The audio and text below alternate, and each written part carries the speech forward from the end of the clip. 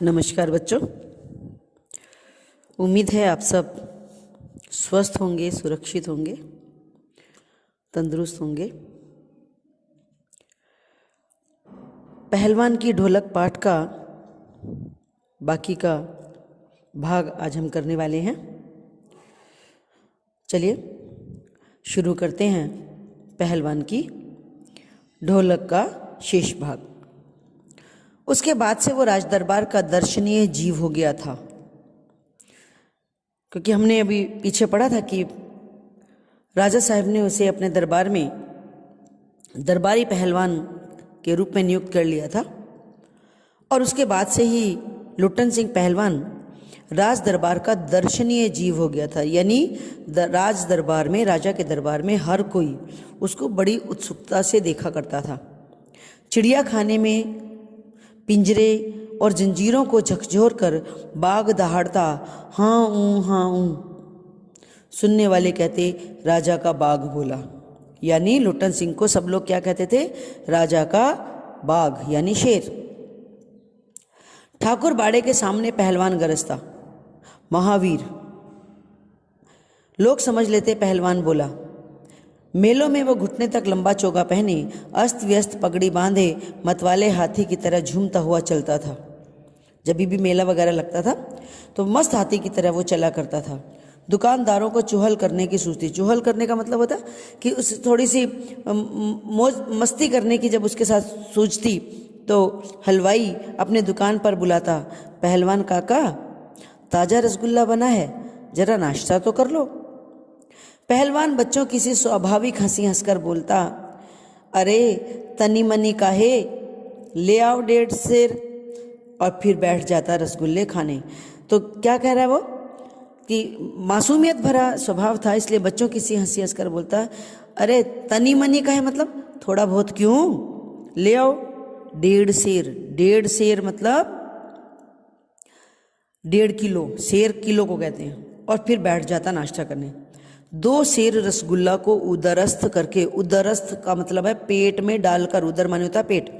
2 सेर 2 किलो रसगुल्लों को पेट में डाल करके मुंह में 8-10 पान की ग्लोरियां ठूसकर ठुड्डी को पान के रस से लाल करते हुए अपनी चाल से मेले में घूमता था लुट्टन सिंह। मतलब रसगुल्ला खाया, फिर 8-10 पान खाए और पूरी ठोडी जो है उसकी वो लाल हो रही है। अब मेले में मस्त होकर के घूम रहा है। मेले से दरबार लौटने के समय उसकी अजीब हुलिया रहती, क्योंकि मुंह वगैरह सब पान की उसे सना हुआ है। आंखों पर रंगीन अबरख का चश्मा, हाथ में खिलौने को नचाता और मुंह से पीतल की सीटी बजाता हंसता हुआ वो वापस आ जाता। क्योंकि पहले ही कहा है कि वो उसमें बचपना जैसा व्यवहार है। तो जब मेले में घूम कर आ रहा है, कोई ना कोई उसको कुछ कुछ दे ही जा रहा है, तो वो सब किसी को मना नहीं करता है। कोई उसको चश्मा दे देता है, कोई उसको खिलौना दे देता है, कोई उसको सीटी बजाने वाली सीटी दे देता है। सब लेता है वो और उसको इस्तेमाल करता हुआ मस्त मौला अपने दरबार में पहुंच जाता है जहां पर रहता है। बल और शरीर की वृद्धि के साथ साथ बुद्धि का परिणाम घटकर बच्चों की बुद्धि के बराबर ही रह गया था उसमें। कहना क्या चाहते हैं कि शरीर जितना विशाल था, बल शरीर में जितना ज्यादा था, लुट्टन सिंह में बुद्धि की मात्रा उतनी ही कम थी, यानी बाल बुद्धि जैसा था। दंगल में ढोल की आवाज़ सुनते ही वो अपने भारी भरकम शरीर का प्रदर्शन करना शुरू कर देता। जैसे ही कहीं दंगल होता, ढोल बजता, तो बस ये अपनी पहलवानी शुरू कर देता। उसकी जोड़ी तो मिलती ही नहीं थी, मतलब उसके जैसा पहलवान दूसरा नहीं मिलता था। यदि कोई उससे लड़ना भी चाहता तो राजा साहब लुट्टन को आज्ञा ही नहीं देते। इसलिए वो निराश होकर लंगोट लगाकर देह में मिट्टी मल और उछाल अपने को सांड या भैंसा साबित करता रहता था। बूढ़े राजा साहब देख देख कर उसे मुस्कुराते रहते थे। राजा साहब को पता था कि ये किसी को भी पछाड़ सकता है, वो इसको अनुमति ही नहीं देते थे। तो वो अपने कहाँ निकालता अपनी पहलवानी का, जो उसको अंदर एक करने की इच्छा होती थी पहलवानी करने की, तो वो अपने शरीर पे मिट्टी लगाता, उछलकांद करता सांड भैंस की तरह, और राजा साहब उसको देख देख कर खुश होते। यूं ही 15 साल बीत गए, यानी राज दरबार पहलवान रह करके लुट्टन सिंह वो 15 साल हो गए। पहलवान अजेय रहा। कब मतलब कि उस पहलवान को कोई पराजित नहीं कर पाया। वो दंगल में अपने दोनों पुत्रों को लेकर के उतरता। पहलवान की सास तो पहले ही मर चुकी थी। पहलवान की स्त्री यानी पत्नी भी 2 पहलवानों को पैदा करके स्वर्ग सिधार गई। दोनों लड़के पिता की तरह ही गठीले और तगड़े थे। गठीले का मतलब है बड़े मांसपेशियों वाले थे, बहुत तगड़े, बहुत पहलवान थे।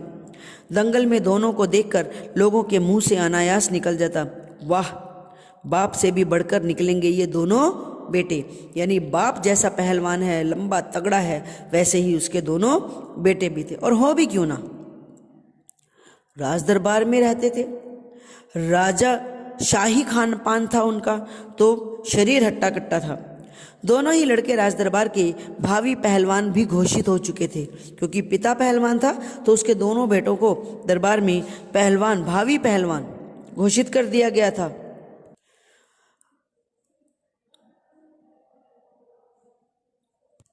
अतः दोनों का भरण पोषण दरबार से हो रहा था। प्रतिदिन प्रातःकाल पहलवान स्वयं ढोलक बजा बजा कर दोनों से कसरत करवाता। दोपहर में लेटे लेटे दोनों को सांसारिक ज्ञान की शिक्षा देता। समझे, ढोलक की आवाज़ पर पूरा ध्यान देना। अपने बच्चों को क्या सिखाता है वो? जो ढोलक बजती है दंगल में, उसकी आवाज़ को ध्यान से सुनो, उस पर ध्यान रखो। मेरा गुरु कोई पहलवान नहीं बल्कि यही ढोलक है। समझे, अपने बच्चों को समझा रहा है कि मुझे किसी गुरु ने पहलवानी नहीं सिखाई है, मैंने ढोलक की थाप से ही पहलवानी सीखी है।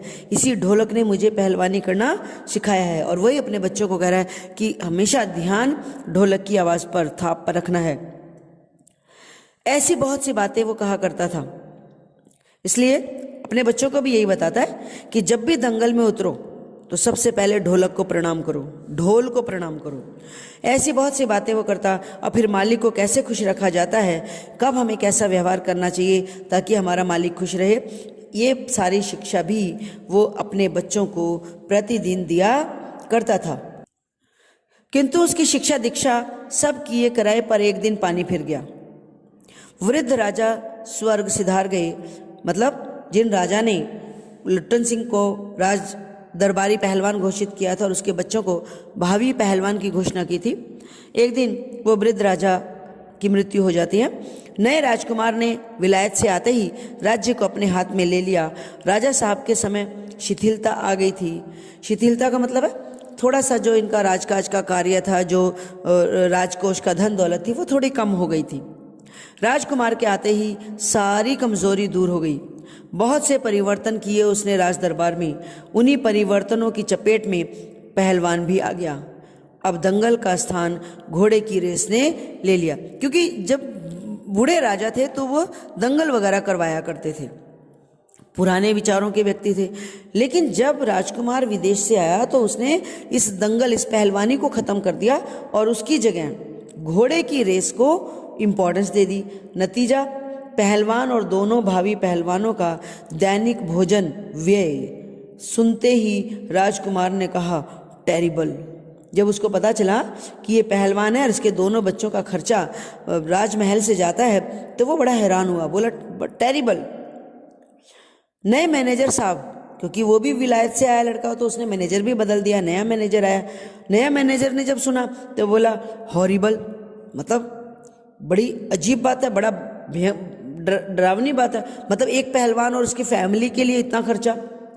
पहलवान को अब साफ जवाब मिल गया था। राज दरबार में उसकी अब कोई आवश्यकता नहीं थी। उसको गिड़गिड़ाने का भी मौका नहीं दिया गया और उसे दरबार पहलवान के पद से हटाकर उसे महल से बाहर कर दिया गया। उसी दिन वह ढोलक कंधे से लटकाकर अपने दोनों पुत्रों के साथ अपने गांव में लौट आया और फिर वहीं रहने लगा। ये गांव कौन सा है? जहाँ पर उसकी सास ने उसे पाला था, जो घर था, वहाँ पर वो अपने दोनों लड़कों के साथ आ गया। गांव के एक छोर पर गांव वालों ने एक झोंपड़ी बांधी थी, वहीं पर वो रहने लगा। गांव के नौजवानों को और चरवाहों को कुश्ती सिखाने लगा। खाने पीने का खर्च गांव वालों की ओर से बंधा हुआ था, क्योंकि वो गांव के बच्चों को कुश्ती सिखाया करता था, तो गांव के लोग ही कुछ ना कुछ उन्हें खाने पीने के लिए देते रहते थे।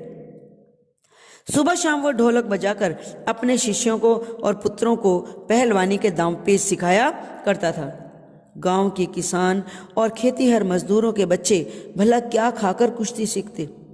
एक तो गांव के किसान गरीब, फिर खेतीहर मजदूरों के बच्चे गरीब। गरीब बच्चे क्या खाकर पहलवानी करेंगे, क्योंकि जब पेट भर भोजन ही नहीं मिल रहा तो पहलवानी कैसे करेंगे। धीरे धीरे पहलवान का स्कूल खाली होने लगा और अंत में अपने दोनों पुत्रों को ही वो ढोल बजा बजा कर लड़ाता रहा, सिखाता रहा। दोनों लड़के दिन भर मजदूरी करके जो कुछ भी लाते उसी से अब उनकी गुजर होती थी, यानी उसी से उनका खाना पीना चलता था। अकस्मात गांव पर एक यह वज्रपात हुआ। पहले अनावृष्टि सूखा, फिर अन्न की कमी, और तब मलेरिया और हैजे ने मिलकर गांव को भूनना शुरू कर दिया।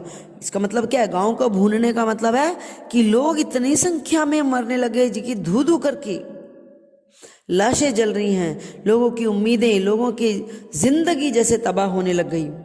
मलेरिया और हैजा भी फैल गया। एक तो अकाल पड़ गया, सूखा पड़ गया, और फिर महामारी फैल गई। प्रायः गांव सूना हो चला था, क्योंकि हर दिन मृत्यु हो रही थी। घर के घर खाली हो गए थे। रोज 2-3 लाशें उठने लगी थी। अब लोगों में खलबली मची हुई थी। दिन में तो कलरव, हाहाकार और हृदय विदारक रुदन के बावजूद भी लोगों के चेहरे पर कुछ प्रभा दृष्टि गोचर होती थी। मतलब दिन में तो फिर भी लोग एक दूसरे को देख लेते थे। दुख है, दरिद्र है, रोना है, धोना है। दिल हृदय विदारक का मतलब है हृदय को पीड़ित करने वाला रुदन माने रोना निश्चित तौर पर दुख देता था, मगर फिर भी लोग एक दूसरे को देखते थे। थोड़ी सी उम्मीद, जिंदगी को लेकर के थोड़ी सी आशा फिर भी दिखाई देती थी।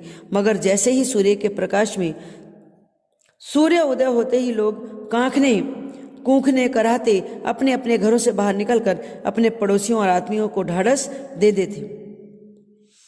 मतलब सूरज उगे और सूर्य अस्त होने तक लोग एक दूसरे को ढाढ़स बंधाते थे। अरे क्या करोगी रोकर दुल्हन। अब ये कुछ शब्द ऐसे बता रहे हैं जो लोग अपने घर परिवार वालों को ढाढ़स देते हैं। अरे क्या करोगी रोकर दुल्हन, जो गया सो चला गया, वो तुम्हारा नहीं था, वह जो है उसको तो देखो।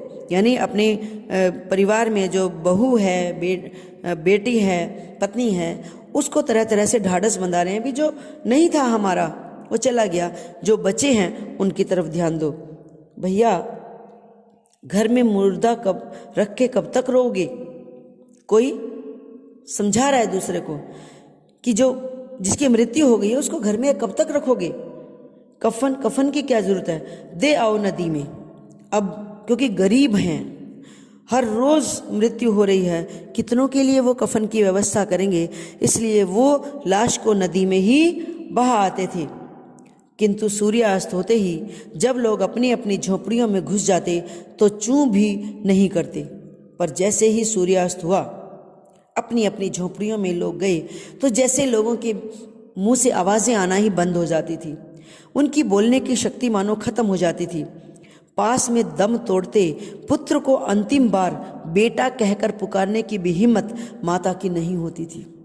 इतना दुख, इतना दर्द कि बेटा सामने दम तोड़ रहा है, लेकिन माँ के मुंह से बेटा शब्द भी नहीं निकल रहा है। रात्रि की इस विभीषिका मतलब भयंकरता को सिर्फ पहलवान की ढोलक ही ललकार कर चुनौती दे रही थी। मतलब रात इतनी डरावनी है कि लोग अपने दर्द को कहने के लिए भी मुंह से आवाज नहीं निकाल रहे हैं। दुख को, दर्द को अपने सीने में छिपाए बैठे हैं। ऐसे सुनसान, ऐसे डरावने माहौल में पहलवान की एक ढोलक है जो मानो इस परिस्थिति को, इस सन्नाटे को चुनौती दे रही है।